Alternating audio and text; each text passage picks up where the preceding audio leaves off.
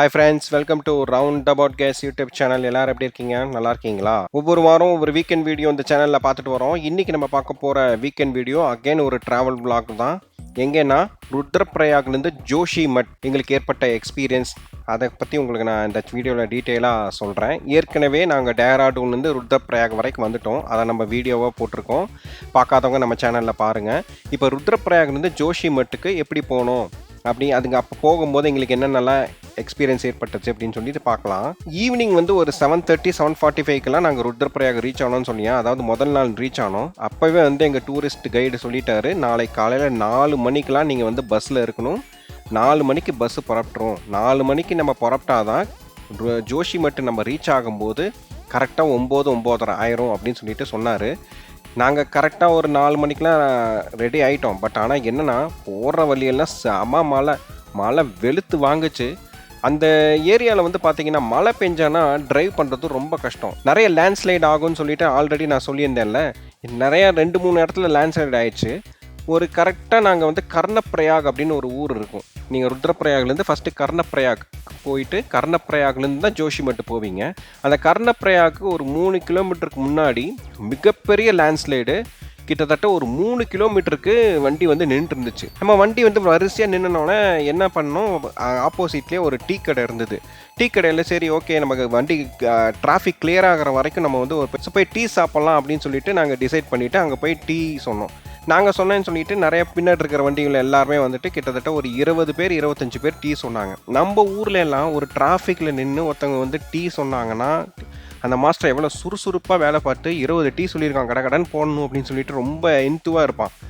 ஆனால் அந்த கடைக்காரன் ஒரு 3/4 மணி நேரமாக பாத்திரத்தை தேய்க்கிறான், கேஸை துடைக்கிறான், கிளாஸை கழுவுறான், டீ தூளை பிரிக்கிறான். அப்படியே போட்டு போட்டு போட்டு போட்டு டீ போடுவேணாங்கிற கண்டிஷனுக்கு வந்துட்டான்.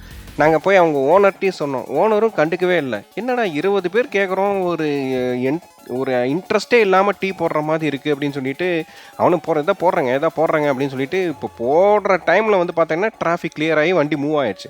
அப்புறம் நாங்கள் வேணாம், டீயே வேணாண்டா அப்படின்னு சொல்லிட்டு நாங்கள் கேன்சல் பண்ணிட்டு போனோம். இதே நம்ம ஊராக இருந்தால் என்ன, டின்னரே எடுத்துருப்பானுங்க. ஒரு படத்தில் வர மாதிரி, இன்னும் டிராஃபிக் நைட்டு வரைக்கும் இங்கே தாங்க இருக்கும், டின்னர் நோட் பண்ணிக்கங்க அப்படின்னு சொல்லிட்டு நோட் பண்ணுவாங்களே, அது மாதிரி இருந்திருக்கும். அந்த ஊர்க்காரனுங்களாம் எப்படி இருக்கானுங்க பாருங்கள். ஒரு டீ கேட்டால் கூட கரெக்டாக போடல. 3/4 மணி நேரமாக ஒரு டீ போடுறதுக்கு அப்படின்னு சொல்லிட்டு நாங்கள் திட்டிகிட்டே கிளம்பிட்டோம். கரெக்டாக ஒரு 9:15 9:20க்கெலாம் ஜோஷி மட்டு நாங்கள் ரீச் ஆகிட்டோம். கிட்டத்தட்ட ஒரு 5 மணி நேரம் ஜேர்னி, 5 மணி நேரம் 5.5 மணி நேரம் ஜேர்னி. ஜோஷி மட்டு பார்த்தீங்கன்னா ரொம்ப சின்ன ஊர். இதில் வேறு அந்த ஊரில் ஒன்வேலாம் வச்சுருக்கானுங்க. ஸோ இந்த ஜோஷி மட்டு போகிற வழியில் பார்த்தீங்கன்னா நிறைய இடத்துல லேண்ட்ஸ்லைட் ஆகும்னு சொல்லியிருந்தேன் இல்லையா. அந்த லேண்ட்ஸ்லைடுக்கு இப்போ என்ன பண்ணியிருக்காங்கன்னா, சில இடத்துலலாம் டனல்ஸ்லாம் போட்டிருக்காங்க. டனல்ஸ் அந்த டனலை ஒரு காங்க்ரீட் மாதிரி மூடி அந்த லேண்ட்ஸ்லைட் வந்தால் கூட எதுவும் வண்டிக்கு அஃபெக்ட் ஆகாமல் இருக்கிற மாதிரி அந்த மேலே டனல் மேலேயே எல்லாமே சரிஞ்சு போகிற மாதிரி பண்ணியிருக்காங்க. அது என்ன பிரச்சனைனா, அங்கே இருக்கிற மலைகள் எல்லாமே ஒரு மண் சரிஞ்சு விழுந்தா எப்படி இருக்கும், மண் மலை தான். அது வெயில் அடித்தா பிரச்சனை இல்லை.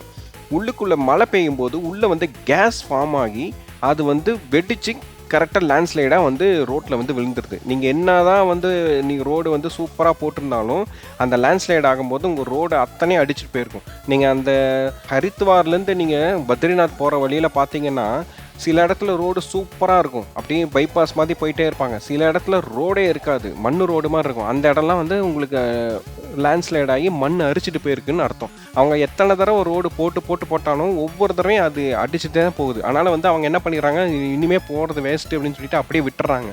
ஜஸ்ட்டு டெம்பரரியாக க்ளீன் பண்ணி விட்டுறாங்க. ஸோ நாங்கள் ஒரு 9:45 ஜோஷி மட்டு போயிட்டோம். ஸோ நெக்ஸ்ட்டு வீக்கெண்டில் வேறு ஒரு வீக்கெண்ட் வீடியோவில் உங்களை நான் சந்திக்கிறேன். Until good bye, thank you.